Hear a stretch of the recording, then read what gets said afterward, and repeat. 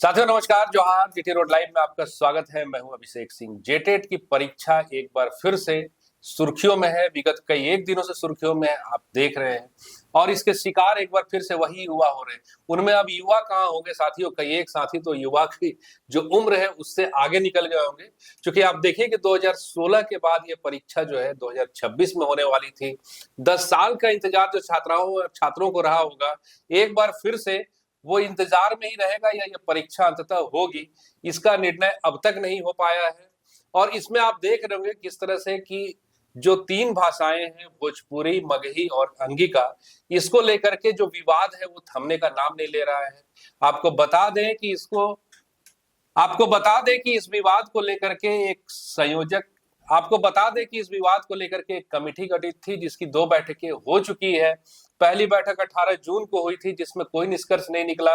और जो आखिरी बैठक थी वो 22 जून को हुई, और अब भी बैठक जो है बेनतीजा रह गई। क्योंकि इसमें जो संयोजक है राधा कृष्ण किशोर, ये लगातार इस पक्ष में आवाज उठाते रहे हैं कि भाई मातृभाषा है और वो झारखंडियों की ही मातृभाषा है, और वैसे लोग जो पलामू और डाल्टनगंज जिले से आते हैं उनकी मातृभाषा है। अगर वो भोजपुरी बोलते तो वो झारखंडी नहीं है क्या? और इसको लेके विरोध भी होना शुरू हो चुका है। क्योंकि आप देखिए कि झारखंड के जो मंत्री है सुदीप कुमार सोनू, और उसके साथ ही साथ एक और झारखंड सरकार के जो मंत्री है, झारखंड मुक्ति मोर्चा से जो मंत्री है सुदीप कुमार सोनू और योगेंद्र प्रसाद, इन्होंने विरोध भी जताया कि क्यों जो परीक्षा है उसमें फिलहाल भोजपुरी, अंगिका और मगही को शामिल करने की आवश्यकता नहीं है। इन सब का शिकार अंततः युवा हो रहे हैं। और क्या ये परीक्षा एक नई राजनीति की परिभाषा भी गढ़ी? चूंकि आप देखिए कि आने वाले समय में राज्यसभा का चुनाव है, और इस चुनाव में आप देखिए तो जहां एक तरफ कांग्रेस से जुड़े नेता है या राष्ट्रीय जनता दल से जुड़े जो नेता है वो, और एक बार झारखंड मुक्ति मोर्चा से जुड़े नेता, दोनों आमने सामने नजर आ रहे हैं। क्या कुछ समीकरण है और इसमें छात्रों को क्या नुकसान है, इसको लेकर के हम आगे बातचीत करेंगे। आप फ्रेम में हमारे साथ देख रहे हैं वरिष्ठ पत्रकार सरोज कंवर जी, स्वागत है सर आपका। और ये जेटेल का विवाद क्यों नहीं थम रहा है सर? देखिए, सरकार को हर निर्णय वोट की राजनीति को देखते हुए या उसके आधार पर नहीं लेना चाहिए।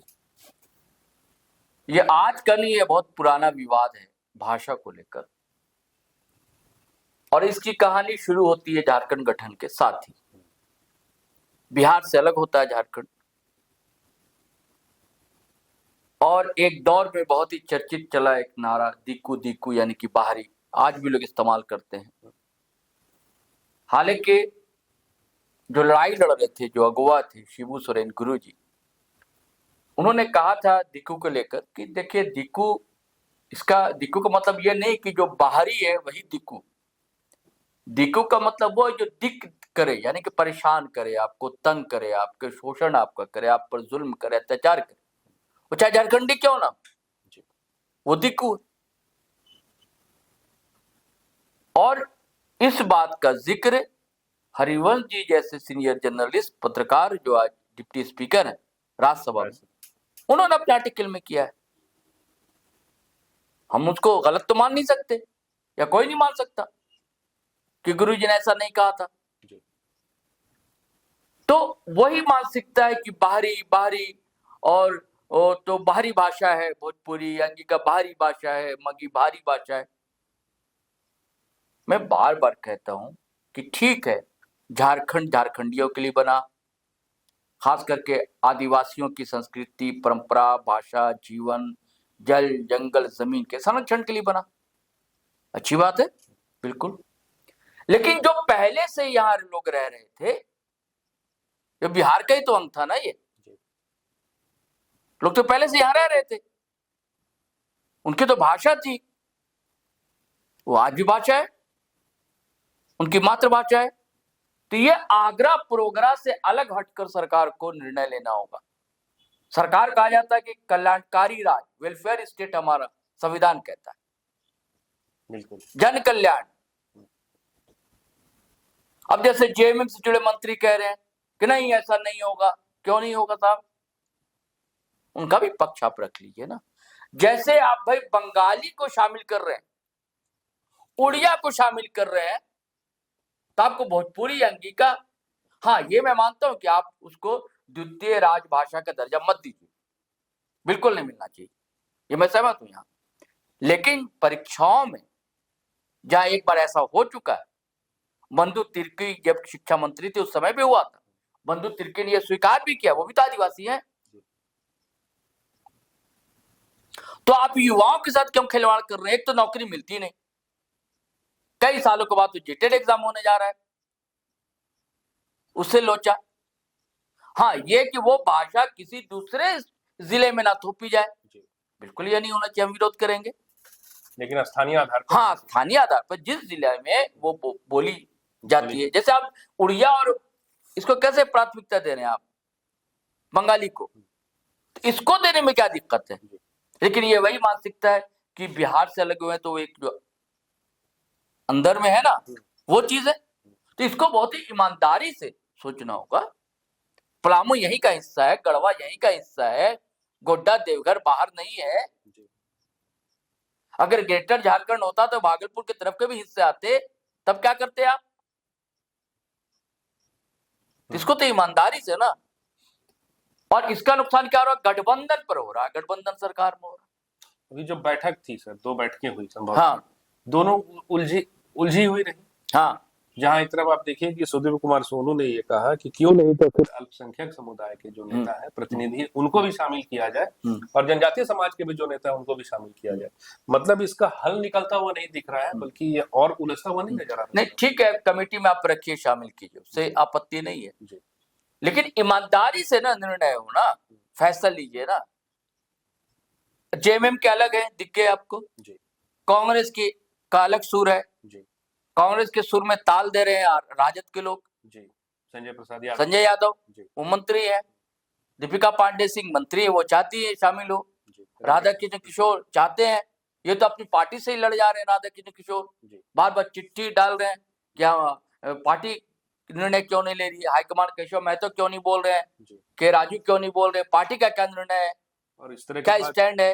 दीपिका पांडे सिंह भी रख चुकी है, वो भी रख चुकी है। ये तो गठबंधन में तो गठबंधन फूट लग रहा है ना, इसको लेकर, भाषा को लेकर गठबंधन फूट रहा है। राज्यसभा चुनाव की भी आपने चर्चा की, और सबसे बड़ा नुकसान युवाओं का होगा, चाहे युवा आदिवासी हो चाहे मूलवासी हो, उनका नुकसान होगा, चाहे वो कुड़ुक बोलने वाले हो चाहे वो भोजपुरी बोलने वाले हो, कि अगर इनसे आपके आपसी झगड़े में अगर फिर डेट बढ़ती जाएगी, रुकती जाएगी, क्या होगा? अब कोर्ट भी लोग जा रहे हैं जी, कुछ लोग हाई कोर्ट जा रहे हैं, राज्यपाल के यहाँ भी दस्तक लोग देख चुके हैं, तो कोर्ट जाएगा, कोर्ट फिर रोक देगा मामला। तो आपने जैसे जिक्र किया कि उम्र बढ़ती जाएगी, तो क्या चाहते हैं कि उम्र निकल जाए, नौकरी नहीं मिले युवाओं को। आपकी आपसी लड़ाई में क्या होगा? नुकसान तो युवाओं का होगा, उनका मनोबल कितना कमजोर होगा, कितना कमजोर होगा।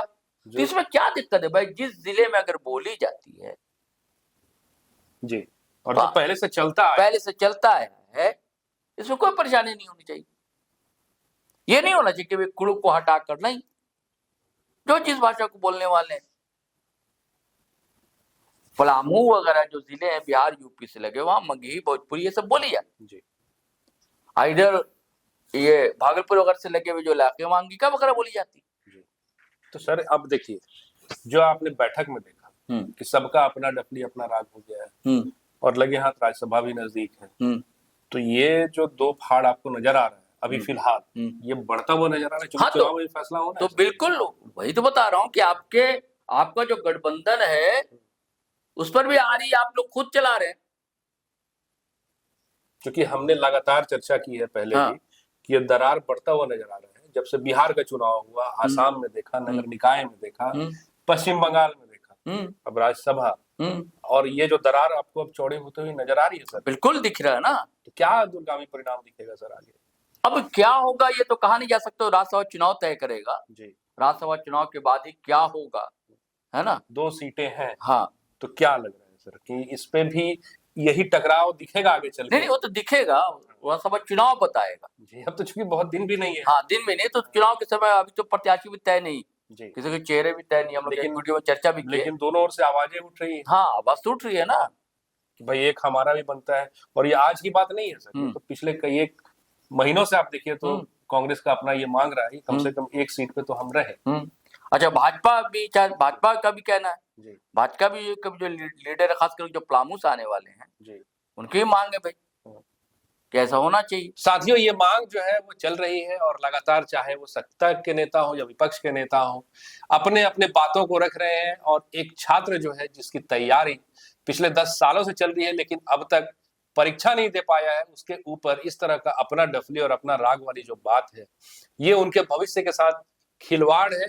और यही आग्रह है कि ये परीक्षा जो है नियम संयत जल्द से जल्द होना चाहिए, ताकि छात्रों का जो भविष्य है वो सुनिश्चित हो सके। आज के लिए साथियों इतना ही, लेकिन जाते जाते आपसे वही आग्रह कि अगर आपने हमारे चैनल को सब्सक्राइब नहीं किया तो जरूर कर लीजिए, हमारे वीडियो को लाइक शेयर और कमेंट जरूर कीजिए।